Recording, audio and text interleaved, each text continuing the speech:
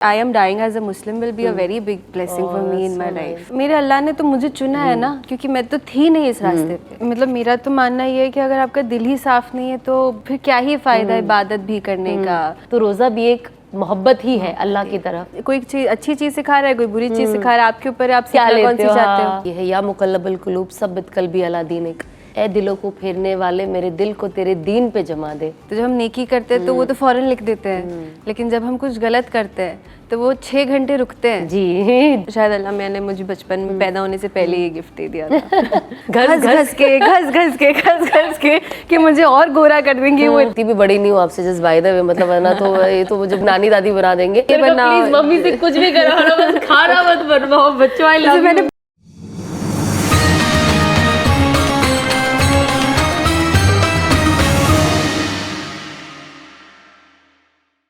अस्सलामुअलैकुम वरहमतुल्लाहि वबरकातुहू। काबिल एहतराम मेरी बहनों और भाइयों, आप सभी को रमज़ान मुबारक। और आज आप सबका फिर से इस्तकबाल करती हूँ Ahmed Al Maghribi perfumes presents Raunaq Ramzan powered by Siafa dates. हमें इतनी मोहब्बत देने के लिए आपका दिल से शुक्रिया। रमज़ान रोज़ा रखने और इबादत करने के साथ ही साथ अपने दिल को पाक करने का भी एक मौका है। ये एक ऐसी घड़ी है जब हम सिर्फ अपनी भूख और प्यास पर नहीं बल्कि अपने अंदर की बुराइयों पर भी कंट्रोल करते हैं। गुस्सा, हसद, नफरत, तकब्बुर, ये सब वो चीज़ें हैं जो हमें अल्लाह की रहमत से दूर करती है। इसीलिए अल्लाह सुब्हानहू व तआला ने हमें एक मौका दिया है कि हम अपनी बुरी आदतों पर कंट्रोल करना सीखें, और उस मौके का नाम है रमज़ान। आज के एपिसोड का पैगाम है तज़किया, यानी दिल की सफाई और रूह की तरक्की। और इस खूबसूरत टॉपिक पर बात करने के लिए हमारे साथ है एक ऐसी शख्सियत जो कि एक कामयाब एक्ट्रेस के साथ ही साथ एक बेहतरीन इंसान भी है। इनका सफ़र, इनकी सोच और इनका जज्बा हमेशा पॉजिटिविटी और अच्छाई का पैगाम देता है। Please welcome Reem Sameer.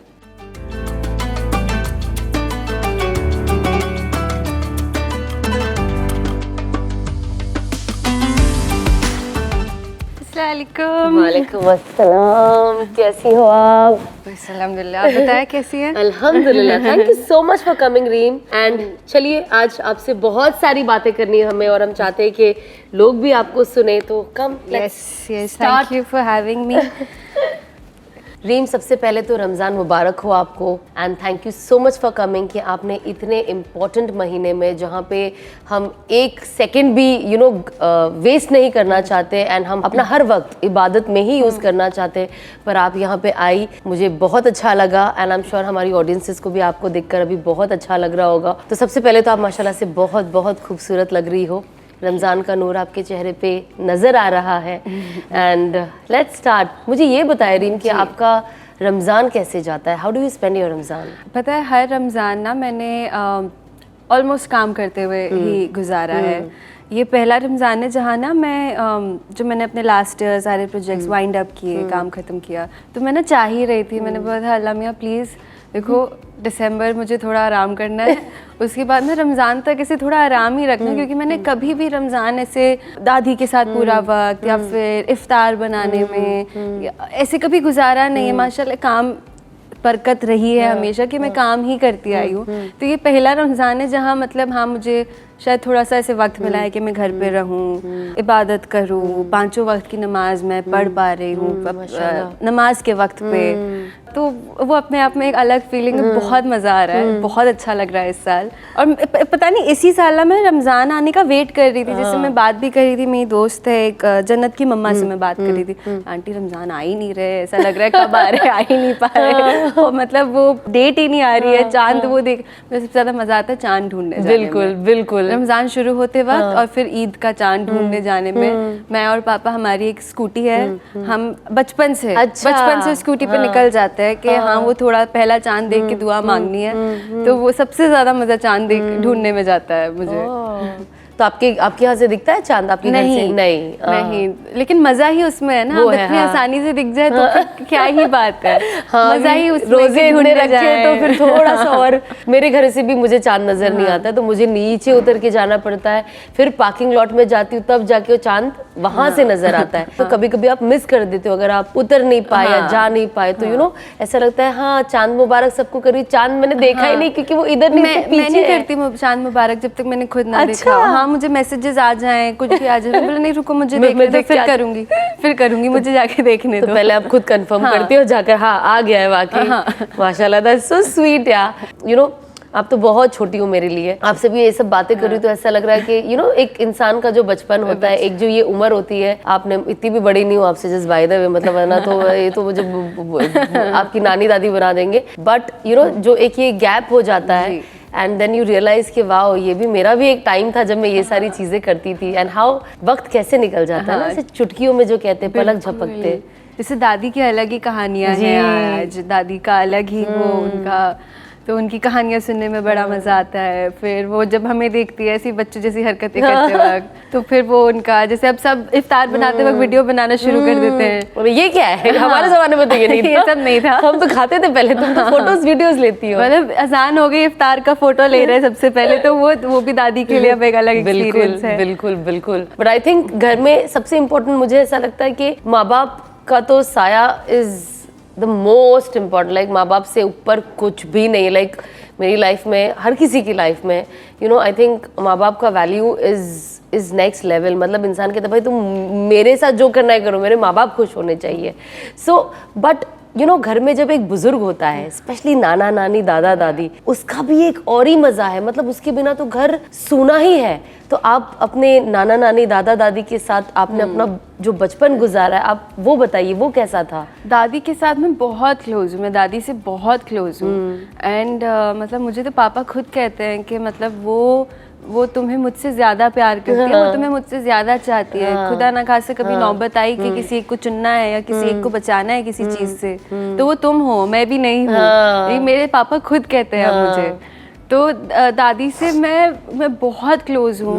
और मैं सच्ची कह रही हूँ, मैं जब मेरे लाइफ में कुछ हो जाता है कि कोई बहुत बड़ी चीज़ से मैं बच गई, तो मुझे ऐसा लगता है कि ये मेरी दादी की दुआ से ही बची हूँ। मतलब ऊपर वाले ने तो बचाया ही है, बट उसके बाद वो जो एक हाथ होता है ना ऊपर वाले के बाद, तो मेरे सबसे पहले जहन में ना मेरे माँ बाप आते हैं, सबसे पहले मेरे जहन में दादी आती है कि हाँ वो मुझे पता है मेरी दादी का हाथ है, मेरी दादी की दुआएं, तो इसलिए ना इस चीज़ से मैं बच गई या ये चीज़ टल गई मेरे लाइफ से होने से पहले ही। अगर मेरे साथ कुछ होता भी है ना, तो हम ज़्यादातर अपने जैसे हम बड़े होते जाते हैं, हमें माँ बाप को नहीं बताना होता है कि उन्हें तकलीफ ना हो हमें तकलीफ में देख के। वैसे दादी को भी बताने का मन नहीं होता है मेरा, बट दादी को खुद पता चल जाता है, वो खुद ही कॉल कर देती है, पता है तो ठीक है, सब ठीक है, जैसे कुछ भी इंसिडेंट हो, वो उनका खुद अपने आप फोन आ जाता है। पता नहीं उनको कहाँ से क्या फील आती है या क्या ऊपर वाला उन्हें कोई इशारा दे देता है, वो मुझे खुद कॉल करके पूछ लेती हैं। और वो जिस तरह पूछती हैं फिर मैं झूठ नहीं बोल पाती।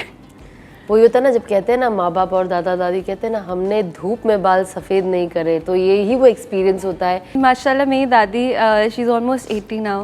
वो 5 वक्त की नमाज़ पढ़ती हैं। वो अगर मैंने कुछ बोल दिया कि दादी आपके हाथ का रवा खाने का मन हो रहा है, रवा का हलवा मुझे दादी का बहुत पसंद है, वो खुद बनाएंगी, तो माशाल्लाह मुझे लगता है कि उनके चेहरे पे इतना नूर है। बचपन में मुझे मेरी दादी से बहुत डर लगता था एक ही चीज़ को लेके, जब वो मुझे नहाने लेके जाती थी। अच्छा। मैं बहुत डरती थी, पता है, मैं छुप जाती थी घर में, क्योंकि वो ऐसे मतलब ऐसे घस के कि मुझे और गोरा कर देंगे। वो इतना मैं रोती थी, पता है, मैं आंसुओं से रोती थी जब वो मुझे नहलाने लेके जाती थी। तो लेकिन हाँ फिर आज वही सब ऐसे मिस होता है वो सब के, जैसे अब मैं और दादी बैठ के पापा की बुराइयां करते हैं।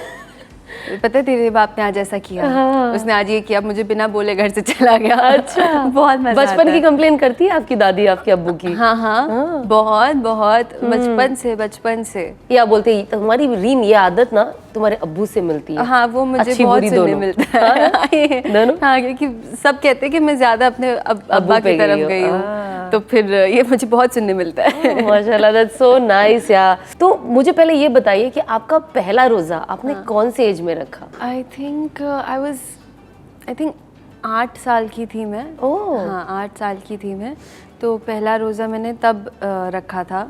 और वो जो पहले रोज़े के बाद पैसे मिलते हैं, तोहफा मिलता है पहला रोज़ा रखने पे, मुझे वो भी बहुत अच्छे से याद है मिला था। मुझे याद है उससे पहले बचपन में भी मैंने बहुत जिद की थी कि मुझे भी रोज़ा रखना है, मुझे भी रोज़ा रखना है, लेकिन मैं बहुत छोटी थी तो सबने बोला नहीं रख पाओगी।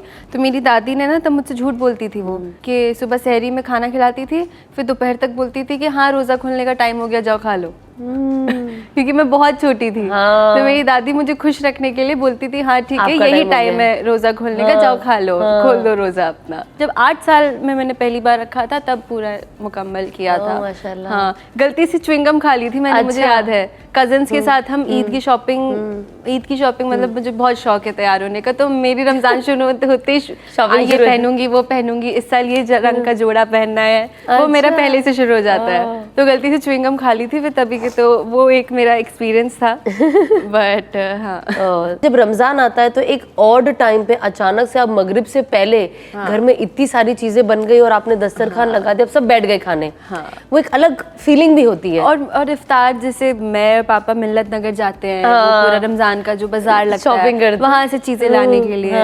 तो मोहम्मद अली रोड तो मैं बचपन से जाके वहाँ पे मतलब ऐसे पली बड़ी हूँ वहाँ का खाना खाते खाते, तो वो ना मतलब जब रमजान खत्म हो जाता है मैं बहुत मिस करती हूँ वो रौनक, वो जाके वो कबाब खरीदने की, वो सारा फ्राइड चीजें जो घर में बन सकती हैं, बट वो जाके रमजान के लिए इफ्तार खरीदने का पता नहीं, मेरे लिए वो एक अलग ही मज़ा है। वो एक अलग ही फीलिंग है मेरे लिए जाके रमज़ान का इफ्तार खरीदना, तो वो मैं बहुत मिस करती हूँ पूरे साल। आप बनाती हो कुछ? हाँ खाना बनाने का शौक मुझे बचपन से दादी की वजह से, क्योंकि उनको खाना बनाने का शौक बहुत है, तो वही जैसे किचन में बनाती हैं, प्लेटफॉर्म पे बैठ के दादी से बात करने की आदत है मुझे। बनाया है कुछ, लेकिन वो होता है ना जब बड़े होते तो आप नहीं बना सकते खाना, क्योंकि वो नुक्स निकालेंगे कि नहीं ऐसे नहीं करना है, तुम क्या यूट्यूब लगा के बैठ गई हो, हमें पता है ऐसे नहीं बनाना होता है।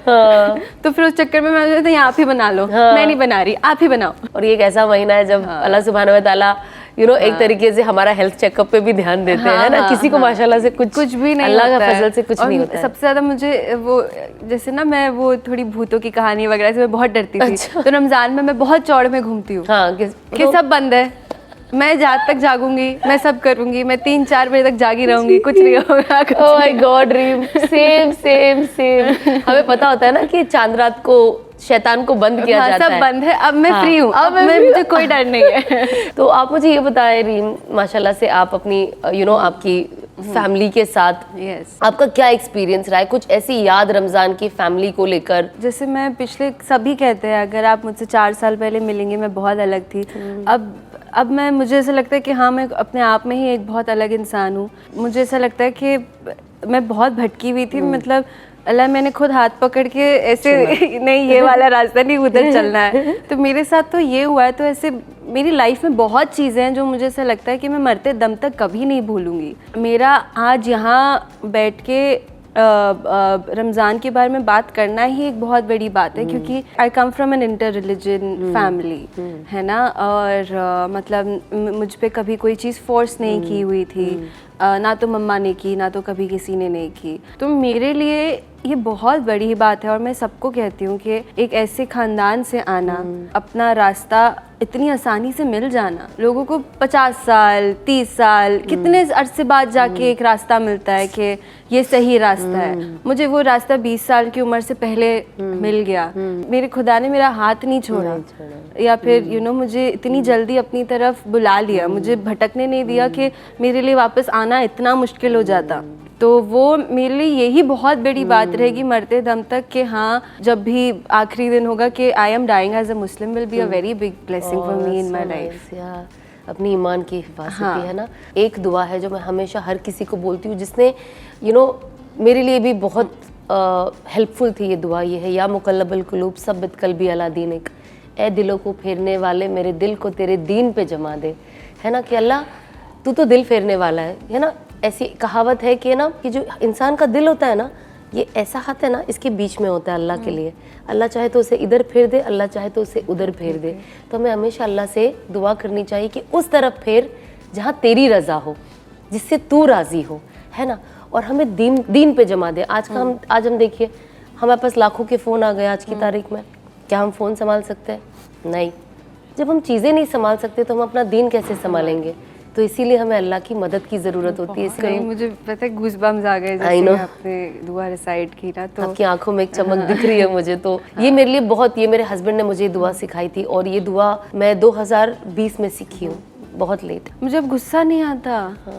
वरना मैं जैसे कहते हैं ना कि पापा पे चली गई तो पूरा खानदान कहता था कि गुस्सा अपने बाप से लेकर आई आप है। दिखती नहीं हो, आप बहुत ऐसी क्यूट दिखती हो। मतलब आप बोल रही हो ना कि आप बोलो गुस्सा, मैं सोच भी नहीं सकती कि आपको गुस्सा आता भी होगा। नहीं, एक टाइम पे बहुत आता था, लेकिन अब मतलब कोई कुछ ही कहते हैं मुझे ऐसा लगता है कि ठीक है, कोई बात नहीं, बेचारे का घर खराब दिन चल रहा होगा, कोई माफ किया तुझे। माफ किया, छोड़ो, जाने दो।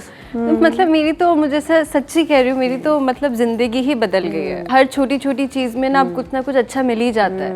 तो आपको नमाज पढ़ना और ये सब सूरतें, कुरान पाक की तिलावत आप जो करती हो, ये आपको कौन सिखाया? मुझे बचपन से नहीं आती थी, मैं अभी भी सीख रही हूँ। अच्छा। हाँ, मुझे बचपन से भी नहीं आती थी, मैंने अभी अभी सब सीखना शुरू किया। जैसे आपने कहा कि आपने बहुत लेट सीखना शुरू, मैंने अभी अभी सीखना शुरू किया, आज भी सीख रही हूँ। और मुझे ऐसा लगता है कि हमारा हदीस हम जिंदगी भर सीखते ही रहेंगे, सुनते ही रहेंगे कोई ना कोई कहानी। तो नमाज पढ़ना मैंने कुछ साल पहले सीखा है। बचपन से मैंने हमेशा माना अल्लाह को ही है, माना फॉलो इस्लाम को ही किया, but I was not religious. I did not find the need to pray और you know take that effort of you know कि मैं नहाऊं फिर वजू करूं जाके फिर नमाज पढ़ूं, वो सब मैं नहीं करती थी। मानती हमेशा से अल्लाह को ही थी। तो एक दिन I was flying to Dubai for the first time. मैं तो पहली दफ़ा दुबई जा रही थी और it happened to be a Friday.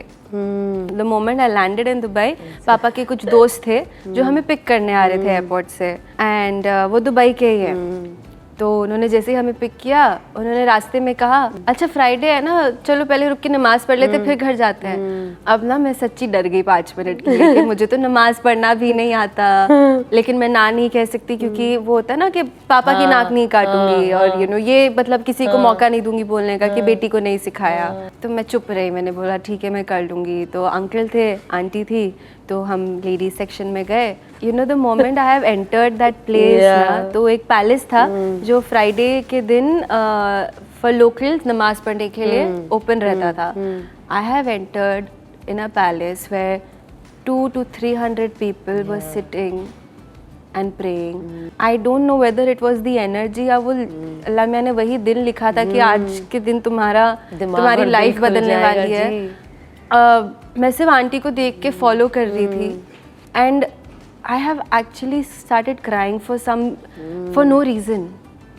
मतलब वो जब मेरी नमाज खत्म हुई ना, मैं सिर्फ रो रही थी और मैं रो रही थी। फिर जब मैं बाहर निकली ऐसा लगा कि मेरा दिल क्यों हल्का लग रहा है यार मुझे, मतलब ऐसा कुछ स्ट्रेस भी नहीं है लाइफ में या कुछ ऐसा, पर मेरा दिल इतना हल्का क्यों है। ऐसी कौन सी चीज़ थी जो मेरे दिल को भारी करके रखी हुई थी और मुझे भी नहीं पता था कि मैं नमाज पढ़ के निकली और मेरा दिल इतना हल्का फील हो रहा है। तो बस वो दिन था और फिर आज का दिन है जब मैं धीरे धीरे कोशिश कर करके सीख रही हूँ। और अल्लाह सच्ची कहते हैं, है ना, सिर्फ हमें अपना नज़रिया बदलने की देरी है और हमें अपना कनेक्शन बनाने की देरी है।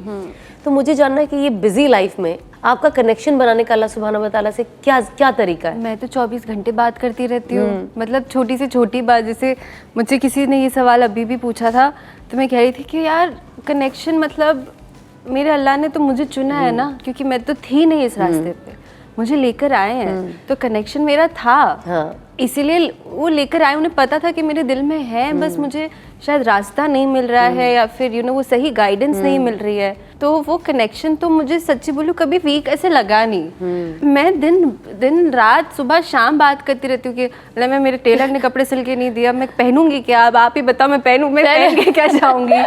और मतलब किसी ने कुछ बोल दिया और फिर मुझे ऐसा लगता है कि यार अब इसका जवाब क्या देना है, फैसला क्या करना है। तो मैं सिर्फ इतना कह देती हूँ कि अपनी मर्जी के रास्ते पे चला देना, हिम्मत दे देना, चलने की मैं चल लूँगी, उससे ज़्यादा मुझ में दिमाग ही नहीं है कि मैं यूज़ कर सकूँ।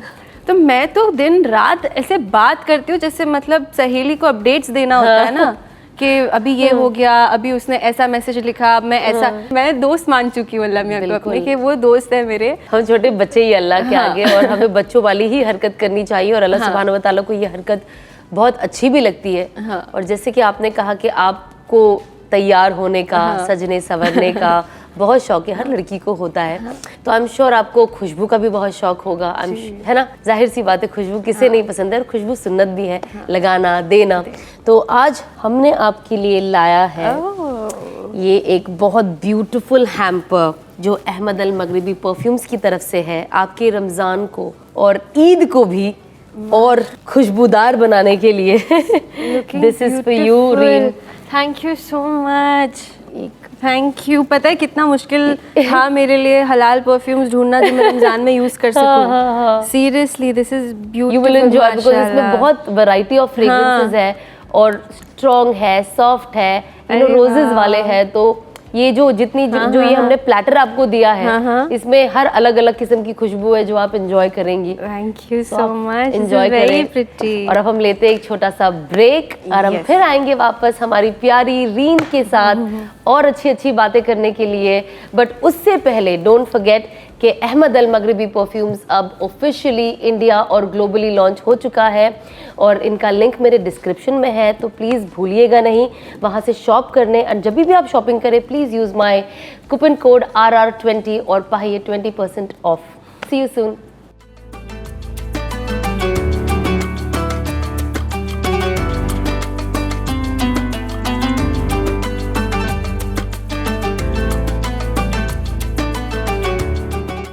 वेलकम बैक हमारे इस रूहानी एपिसोड में। रीम, मेरा नेक्स्ट सवाल आपसे ये है, जो आज का हमारा टॉपिक भी है, वो है तस्किया। अब तस्किया है दिल की पाकीज़गी, है ना, कि दिल साफ होना चाहिए, दिल पाक होना चाहिए, हमारी सोच जो फितरती दीन होता है ना, इंसान को अंदर से अच्छा होना चाहिए। तो दिल की पाकीज़गी उतनी ही ज़रूरी है जितनी इस्लाम में और इन जनरल हमारी बाहर की पाकीज़गी ज़रूरी है ना, जैसे जिस्म को पाक रखना। बिकॉज आप जैसे आप जानती हो कि नमाज हम बिना पाक हुए अदा नहीं कर सकते, उसके लिए हमें साफ़ रहना, साफ़ कपड़े पहनना, ये सब बहुत ज़रूरी है। आप क्या सोचती है इस बारे में कि दिल में पाकीज़गी रहना उतनी ही ज़रूरी है जितनी बाहर भी पाकी, जो हमारा जिस्म पाक होता है वैसी है? बहुत ज़्यादा। मतलब मेरा तो मानना ये है कि अगर आपका दिल ही साफ नहीं है तो फिर क्या ही फ़ायदा इबादत भी करने का या नमाज पढ़ने का, कोई फ़ायदा नहीं अगर आपका दिल ही पाक ना। अगर आप दिल में अभी बैठ के किसी के लिए बुरा सोच रहे हैं और फिर आप जाके नमाज पढ़ रहे हो, उस नमाज का क्या ही फ़ायदा। तो दिल साफ होना तो सबसे पहली चीज़ और सबसे ज़्यादा इम्पोर्टेंट चीज़ है मेरे हिसाब से। कोई नेगेटिव एनर्जी भी होती है ना, वो अल्लाह मियाँ मुझ तक आने भी नहीं देते।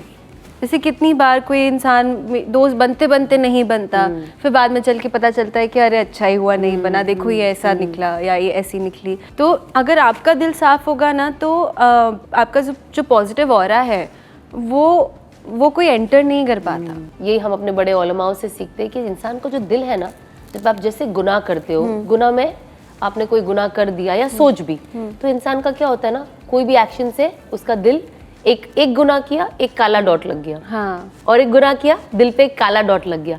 अब वो डॉट लगते लगते लगते हमारा दिल हो जाता है काला। अब हम किसी के लिए अच्छा सोच ही नहीं सकते, जाहिर सी बात है, नेगेटिव हो जाते हैं हम। लेकिन जितना हम सिर्फ और सिर्फ एक ही वर्ड हम सबको कहना, वो है अस्तगफिरुल्लाह। इंसान जितनी बार अस्तगफिरुल्लाह करेगा, वो उसका दिल को अल्लाह सुब्हानहू व तआला अस्तगफिरुल्लाह की तस्बीह से उसे धोते रहते हैं। मुझे एक चीज़ मेरे दिल में बहुत बैठ गई थी जब किसी ने मुझे बताया था कि जो हमारे फरिश्ते होते हैं, तो जब हम नेकी करते हैं तो वो तो फौरन लिख देते हैं, लेकिन जब हम कुछ गलत करते हैं तो वो 6 घंटे रुकते हैं जी जी, ये देखने के लिए ये माफ़ी मांगेगी या नहीं। यू नो, हाँ, मैं अभी सीख रही हूँ, लेकिन दिस इज वेरी नाइस। मुझे अब तक नहीं पता था, आपको पता है? हाँ, yes, I learned it very late. इसके अलावा आप मुझे एक बात बताएं, आप बहुत छोटी थी, है ना, जब आपने काम शुरू किया। इंसान छोटा जब होता है तो उसको खेलने के अलावा, चॉकलेट वेफर के अलावा कुछ समझ में नहीं आता है। लेकिन आप काम करने निकली, आपने कैसे सोचा कि मुझे इतने छोटी एज में काम करना है? पापा लेके गए थे पहली बार ऑडिशन के लिए,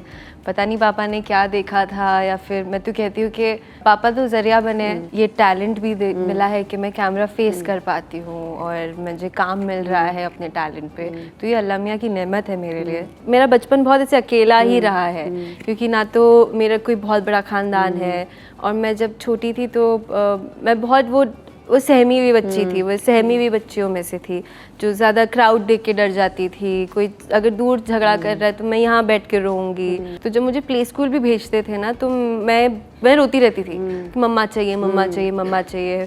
उस वजह से मेरी जो स्कूलिंग थी वो बहुत लेट शुरू की, क्योंकि मैं नहीं जा पाती थी क्राउड में। फिर कुछ सर्कमस्टांसेस ऐसे थे कि मैंने एक्टिंग करना शुरू किया, ऑडिशंस वगैरह, और ये सबने नोटिस किया कि यहाँ मुझे लोगों में प्रॉब्लम नहीं होती है, यहाँ मैं 4 लोगों के सामने डायलॉग बोल लूँगी, एक्टिंग कर लूँगी, सब कर लूँगी। तो वो सफ़र था जो जब तब शुरू हुआ, मुझे पता नहीं, सोचा तो शायद किसी ने नहीं था कि यहाँ तक आ जाएंगे, यहाँ इतनी आगे तक अल्लाह मियां ले आएंगे इंशाल्लाह, और आगे भी। तो बस वो सफ़र तब शुरू हुआ, और ज़िंदगी में सब कुछ बेहतर ही होता गया। एक दे से गॉड्स गिफ्ट है, होता है कुछ लोगों में जो यू नो, एंड शायद अल्लाह मियां ने मुझे बचपन में पैदा होने से पहले ये गिफ्ट दे दिया था। आप टैलेंटेड ही पैदा हुई हो बहुत, एंड आप मेहनती भी बहुत हो रीम। मैंने देखा है कि आप बहुत मेहनत भी करती हो। आई थिंक आपका मैंने बीच में देखा था कि आप यू नो कुछ कुकिंग कर रहे थे कोई शो में, and then you burned your face. And एक इंसान के लिए, एक आप एक्टर हो या ना हो, यू नो, एक चेहरा आपके लिए बहुत ज़रूरी है, मतलब इट्स योर लाइफ। और अगर वो लड़की हो तो उसके लिए सबसे ज़्यादा ज़रूरी है। तो जब आपका ये भी जल गया था, you were so confident, and आप उसके बाद भी, आई थिंक अभी हम जस्ट बात कर रहे थे, आई थिंक आपने फ़ौरन ही अपना काम भी रिज्यूम कर लिया था, जले हुए शक्ल के साथ, यू नो, जो स्पॉट्स पड़ गए थे, मतलब व्हाट आई मीन इज। तो फिर आपको उस वक्त एक सेकंड के लिए ऐसा नहीं लगा कि या अल्लाह मेरी शक्ल? नहीं लगा था, मतलब मैं झूठ क्यों बोलूँ, ऊपर वाला जानता है कि झूठ बोल रही है, तो झूठ क्यों ही बोलूँ। कि जब हुआ था तब वैसे, जब वो उड़ा था तब तो सबसे पहले वो शक्कर थी ना, तो ऐसे कांच, ऐसा लगा कि कांच आके मारी है किसी ने, वो वैसा इफेक्ट था, क्योंकि वो शक्कर थी। तो फिर मैं ज़मीन पे बैठ गई, फिर मैं आँख नहीं खोल रही थी। फिर सबसे पहले आके किसी ने पानी मारा कि शक्कर है तो चिपक ना जाए, नहीं तो जले पे कभी पानी नहीं मारते। ये एक चीज़ है जो मैं सबको बता दूँ। बिल्कुल। वो सारे शो में मेरे दोस्त थे, मेरे अपने थे। मैं मतलब वो शो भले ख़त्म हो गया है, लेकिन वो मेरे अपने थे, हमेशा अपने रहेंगे। और उन्होंने मुझे बहुत संभाला उस वक्त, जैसे जन्नत थी वो, उसने मुझे छोड़ा ही नहीं। और मुझे कोई मिरर नहीं दे रहा था, क्योंकि उन लोगों ने देख लिया था कि यहाँ का जो एक मेरा स्किन का पार्ट था वो एक्चुअली थोड़ा सा डैमेज हुआ है। फिर मैं रूम में गई, तो फिर मैंने जब देखा तो तब तो ऐसा लगा कि वाई मी, लेकिन क्यों हुआ अल्लाह मियां, मतलब क्यों। और वो जो चाशनी बनाना था वो मेरा काम भी नहीं था, मैं ऐसे ही खड़ी थी वहाँ पे, वो बनाने के लिए मुझे कहा भी नहीं था। मैं खुद ही शुरू हो गई थी कि हाँ कोई नहीं कर रहा, मैं कर लेती हूँ।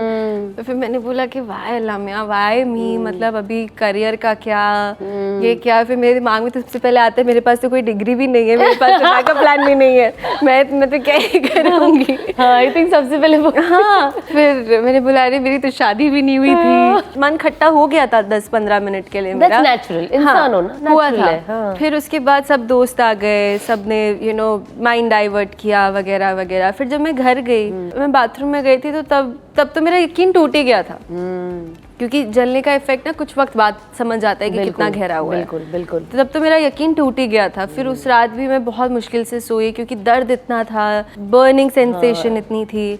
Then next morning when I saw my face, so my eyes were swollen because पानी भर गया था टिश्यूज में। फिर मेरा यकीन और टूट गया। फिर उसके बाद मुझे नहीं पता क्या हुआ, आई जस्ट नो, मैं बाथरूम में गई, मैं बहुत रोई। और कहते कि बाथरूम में रोना नहीं चाहिए, बहुत गलत बात होती है, लेकिन मेरे पास ऑप्शन नहीं था, क्योंकि मैं जितना रोती थी मेरी माँ फिर रोने लग जाती थी। मैं बाहर आई ना, मैं ठीक हो गई, मतलब मेरे दिमाग में कोई थॉट रहा ही नहीं कि ये क्या हो गया, क्यों हो गया। फिर मेरे पापा आए मुझे डॉक्टर के पास ले जाने के लिए, तो रास्ते में ना he was trying to act very cool, कुछ नहीं होगा, हम यूएस चले जाएंगे डॉक्टर को दिखाने के लिए, ये वो ये। मैं बोला पापा ज़रूरत ही नहीं है। वो जलने का निशान मेरी आँख के कितना करीब है, और मेरी आँख अभी भी सलामत है। कैन यू सी दैट वो मेरी यहाँ तक मुझे जलने का निशान था, मेरी पलक का एक बाल नहीं टूटा है। कितनी बार आँख मलने में बाल टूट जाता है। बिल्कुल। And that thought just helped me cross every stage of that recovery. अभी रमज़ान में आप अपने काम को मैनेज कैसे करती हो? मुश्किल तो होता है, सच्ची बहुत मुश्किल होता है। और मेरे जैसे इंसान के लिए जो खाने की इतनी शौकीन हो कि मतलब मुझे कोई बोले कि उतना दूर जाके अच्छा खाना मिलेगा, मैं जाऊंगी ज़रूर। अच्छा। हाँ, तो मेरे जैसे इंसान के लिए तो बहुत मुश्किल होता है। फिर last year because of health issues नहीं रखे थे, सारे रोज़े नहीं मुकम्मल हुए थे मेरे। बट मैंने ये नोटिस किया है कि जब आप रोज़ा रखो और आप काम करो, जैसे शूट पे कितने सेटिंग दादा होते हैं, स्पॉट दादा होते हैं जो रोज़ा रख के भी काम करते हैं, जैसे मैं उनसे भी पूछूं कि आप कैसे कर लेते हैं, मतलब वजन हाँ चीजें उठाते हैं। हाँ। वही आप कैसे कर लेते हैं। कहते हैं कि नहीं, ऐसे मैं भूखा नहीं रह पाता, लेकिन पता है ना कि रोज़ा है तो भूख लगती भी नहीं है और वो ऐसे मन को लगता भी नहीं कि मैं खाली पेट हूँ। और वो सुन के मुझे ऐसा लगा कि यार सच में ऐसा मतलब ऐसी फीलिंग आती है क्या रोज़ा रख के काम करने के बाद। तो जब मैंने भी रखा और जब मैंने भी रोज़ा रख के काम किया, भूख नहीं लगी थी। हाँ थकावट थी, वो थोड़ा सा एक था कि हाँ पानी की ज़रूरत है, ये है वो है, भूख नहीं लगी। ऑल्सो रमज़ान में जब इंसान रोज़ा रखता है तो वो सिर्फ एक बस ऐसा भूखा रहना नहीं, क्योंकि एक वो जो चीज़ को आप दिल से मोहब्बत करो ना, वो कितनी भी मुश्किल क्यों ना हो वो आप आसानी से कर लेते हो, है ना। तो रोज़ा भी एक मोहब्बत ही है अल्लाह की तरफ, एक एक्ट ऑफ लव है अपार्ट फ्रॉम वर्शिप। एंड जब इंसान, वो कहता है ना, जब इंसान प्यार में अंधा, love is blind, we sacrifice so much for people we love, why not for Allah, why not for the creator? That's such an amazing message. मुझे किसी ने पूछा था कि why do you not go for these events, these parties and I said कि क्योंकि मुझे ऐसा लगता है कि I am nobody, like why would I walk in and people would know who I am, like मैंने किया क्या है ऐसा। तो मैं तो आज भी उसी थॉट में जी रही हूँ। जैसे आज भी, जैसे you know being an actor, मतलब कभी कभी आपके पास बहुत काम होता है, कभी कभी बिल्कुल नहीं होता। बिल्कुल। और उस बीच में आप वो यकीन ना जाने दो कि नहीं, सब्र रखो, कुछ बहुत अच्छा आएगा, बहुत अच्छा आएगा, बहुत अच्छा आएगा, वो बहुत ज़रूरी होता है। एंड टफ भी होता है, एंड टफ बहुत होता है। आज का जो हमारा टॉपिक था, जो तस्किया की बात थी, जो दिल का साफ होना, आई थिंक ये शुरू घर से ही होता है। एंड माशाल्लाह से आप इधर हो, लेकिन आप जो बातें बता रही हो, ये आपकी अम्मी का भी दिल माशाल्लाह से बहुत साफ है, आपके अब्बू का भी, आपके घर वालों का। आई थिंक बच्चों को जो ये चीज़ें मिलती है, ये अपने घर वालों से ही मिलती है। वही होता है ना, एक अच्छा, कोई चीज़ अच्छी चीज़ सिखा रहा है, कोई बुरी चीज़ सिखा रहा है, आपके ऊपर है आप क्या सीखना कौन सी चाहते हो। एंड माशाल्लाह से मुझे बहुत अच्छा लगा जो आपने कहा कि अब आप ये साल माशाल्लाह से आप पूरे रोजे रख भी रही हो, और मैं चाहूँगी कि जब आप रोज़े रखो तो आप एकदम फिट रहो, फुल ऑफ एनर्जी रहो, एंड आपको ये बिल्कुल ना लगे कि आपने रोज़ा रखा है। उसके लिए मैं लाई हूँ आपके लिए एक स्पेशल हैम्पर, ये आपकी पूरी तरीके से मदद करेगा आपको पूरा दिन फिट रखने की। And that is this hamper from Siafa dates. Wow, thank you. You're spoiling me with all the hampers and the gifts. मैं spoil हो रही हूँ। आप जानते हो कि खजूर की जो अहमियत है, स्पेशली रमज़ान के महीने में, क्योंकि रमज़ान में तो बाकी के दिन हम रखते, खा लिए, ये हुआ, लेकिन रमज़ान में तो सबसे पहले जैसे रोज़ा खोलने का वक्त आता है, खजूर की तरह फ्रिज में से निकालो, कड़क ना हो जाए, नरम खाना है। तो सबसे पहले तो सियाफा की जो डेट्स है, ये बहुत सॉफ्ट है एंड बहुत टेस्टी है, आपको बहुत बहुत अच्छा लगेगा। और इनके पास काफ़ी वैरायटी भी है। और इसके अंदर जैसे आप देख रही हो ना रीम, सिर्फ बेसिक खजूर नहीं है, इसके अंदर चॉकलेट खजूर है, इसके अंदर वैरायटी ऑफ चॉकलेट फ्लेवर्स है, कोकोनट भी दिख रहा है मुझे। यस, कोकोनट फ्लेवर भी है, और इसके अंदर जाफरान और यू नो जो पाउडर का बहुत बहुत वैरायटी है। और आजकल जो स्पेशली बच्चे होते हैं, हम चाहते हैं कि हमारे बच्चे जो छोटे और भी होते हैं चॉकलेट ना खाए, कि नहीं कि खजूर खाए। तो कभी कभी जो वो नहीं खाते तो हमें उन्हें चॉकलेट वाला देना पड़ता है। थोड़ा सा हल्का सा कोटिंग के साथ हमारे बच्चे खजूर भी खा ले, है ना, हम तरीके ढूंढते हैं। तो आप इस खजूर को एंजॉय करें आपकी फैमिली के साथ इस रमजान। और अब हम खेलते एक छोटा सा रैपिड फायर आपके साथ, रमजान रैपिड फायर।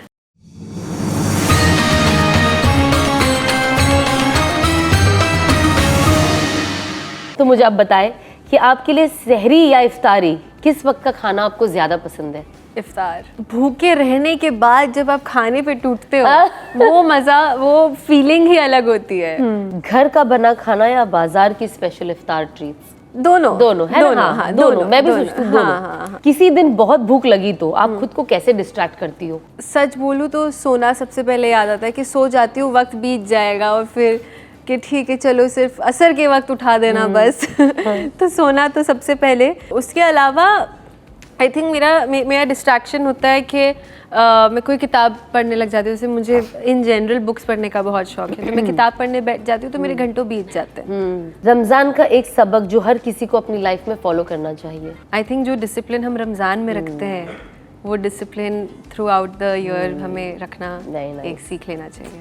अगर एक वर्ड में रमज़ान को डिस्क्राइब करना हो तो आप कैसे करोगी? मेरे लिए तो बरकतों का महीना है ना। एक रमज़ान डेलिकेसी जो हर साल आप ज़रूर खाती हो कि ये चाहिए ही चाहिए? खिचड़ा। आया खिचड़ा। हाँ, मुझे बहुत पसंद है खिचड़ा खाना और वो मैं मिस ही नहीं करती। और फिरनी फिरनी ना रमजान में, क्योंकि वो ठंडक देती है बॉडी को और यम्मी मुझे बहुत लगती है, तो फिरनी। वेल, तो रीम ने हमारे लिए कीमती समय ही नहीं निकाला है, बल्कि हमारे लिए आज कुछ इफ्तार के लिए आप बनाने भी वाली हो। तो चलिए चलते हैं किचन में, और फिर हम बताते हैं हमारी ऑडियंसेस को कि आप हमें क्या बताने वाली हो और रीम की डिश क्या है और रीम कैसे बनाती है। चलिए लेट्स गो।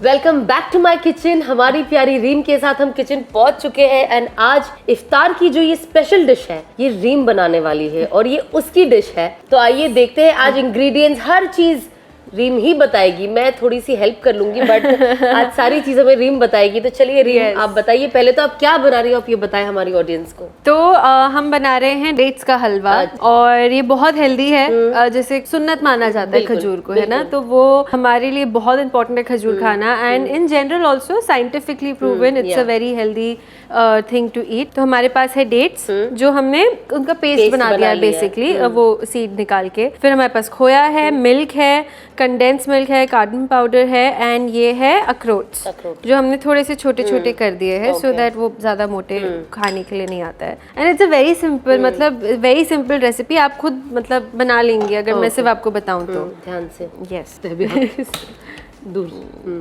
घी सबसे पहले हमें डालना है घी। आपको शौक है खाना बनाने का? वैसे मुझे खाने का वैसे ज्यादा शौक है, बट बना लेती हूँ मजबूरी। हाँ, पर अभी जैसे जैसे मतलब माशाल्लाह आपके बच्चे बड़े होंगे तो जिद तो आपसे हाँ, बस मुझे एक वही खौफ है कि जब वो बड़े होके मुझे बोलेंगे मम्मी खाना बनाओ, मम्मी ये बनाओ, प्लीज मम्मी से कुछ भी कराओ, बस खाना मत बनवाओ बच्चों। I love. मैंने बोला ना, मैं मम्मी को भेजती रहती हूँ रील्स, मम्मी आज ये बना के दो, आज वो बना के दो। जब तक बच्चे कुछ बोलते नहीं अच्छे लगते, जो अपने मन में आता है वो कर दो, जहाँ वो बोलने लगे कि यही चाहिए वो तब मजा आएगी एक्चुअली। इनको हम थोड़ा सा रोस्ट कर देंगे, लाइक अखरोट को थोड़ा सा। तो ये थोड़े से ब्राउन हो गए, तो अब हम इनमें डालेंगे, खुशबू भी अच्छी आ रही है। हाँ, घी और अखरोट। तो अब हम इसमें ये जो पेस्ट है खजूर का पेस्ट ये आपने, अब हम इसको मिक्स कर लेंगे। खाना बनाते वक्त किचन में सफाई रखना बहुत ज़रूरी है और बहुत ज़्यादा मुश्किल भी लगता है, क्योंकि ऐसा होता है ना कि अब हम इसमें दूध डाल देते हैं क्योंकि जो खजूर है हमारे वो थोड़े चिपक रहे हैं। अच्छा। तो इसमें हम थोड़ा सा दूध डालेंगे। एक्चुअली हमारी खजूर की क्वालिटी भी अच्छी है। ऑफ कोर्स, क्योंकि हमारे जो ये खजूर का पेस्ट है ये हमने सियाफा डेट्स के साथ बनाया, तो जाहिर सी बात है खजूर अच्छा ही होगा। Yes, best quality. स्मेल अभी से बहुत मस्त, बहुत बढ़िया आ रही है वाकई। तो ये आप पूरा दूध डालोगी जितना भी? नहीं, आधा, नहीं थोड़ा आधा। वो तो क्योंकि मुझे ऐसा लग रहा है ये अभी भी ना थोड़े से स्टिकी हैं और बहुत, हाँ, तो इसलिए बस ये थोड़ा सा। रीम की बातें सुन के लग रहा है कि ये काफी प्रोफेशनल कुक है। नेक्स्ट हमारा स्टेप है कंडेंस मिल्क और खोया डालना। तो अभी हम कंडेंस्ड मिल्क डाल देंगे इसमें। हाँ, लाओ, मैं ये लाइए, मैं डालती हूँ, आपको हेल्प करती हूँ, है ना। अब खोया डाल देते हैं। खोया डालिए, डाल दीजिए फिर। हाँ, खोया का तो जैसे आपने बोला पूरा ही डाल दीजिए, अच्छा ही टेस्ट है। कमी लगता है, थोड़ा सा आपको हेल्प कर दूं मिक्सिंग में। अब एक थोड़ा सा कार्डमम पाउडर। ओके।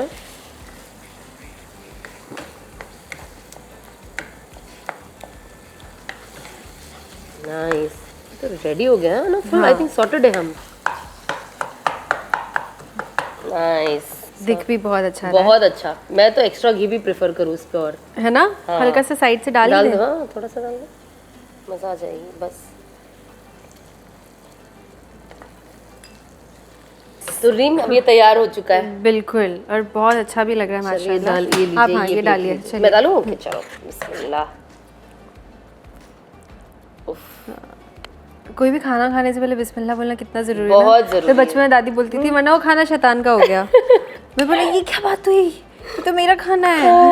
सही बात है। हाँ। बिस्मिल्लाह होने के बाद अल्हम्दुलिल्लाह। उफ, तब हम गार्निश कर रहे हैं ड्राई फ्रूट्स, बादाम और पिस्ता कटे हुए, माशाल्लाह बड़ा सुंदर दिख रहा है ना, लजीज, टेस्टी, ड्राई फ्रूट्स भी Yes. अच्छा डालिए है, जब है अपने पास तो क्यों इसे, yummy, very nice yes. Reem, very nice. अब हमारा बन चुका है रीम स्पेशल डेट्स का हलवा, Yes. जो बहुत हेल्दी है, बिकॉज हलवा तो सभी खाते हैं, पर अगर Yes. थोड़ा हेल्दी हमें मिल जाए तो इसमें क्या ही कुछ बात है। शक्कर बिल्कुल नहीं बिल्कुल है, नहीं है, It's just बिल्कुल, dates की जो बिल्कुल। सीक्वेंस होगी वही हमारे शक्कर है, बिल्कुल। And so it's very healthy. It's good for people who are dieting, it's good for people जो को कोई और शुगर से लेके कोई भी प्रॉब्लम है रिलेटेड, Yes. और इन जनरल क्योंकि हम इतना सारा खाते हैं तो कुछ तो भी हेल्दी हो जाए, ताकि कहीं पे हम बच जाए, है ना।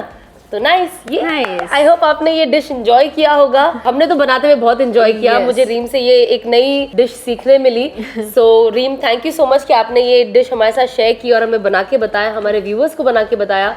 आई एम श्योर कि आप लोग ये कल अपनी इफ्तार में ज़रूर ट्राई करेंगे, तो प्लीज़ आप बनाएं और हमारे कमेंट सेक्शन में हमें बताएं कि आपको ये कैसा लगा और आपको हमारी रीम ये बनाते हुए कैसे लगी, स्पेशली रौनक रमज़ान के किचन में।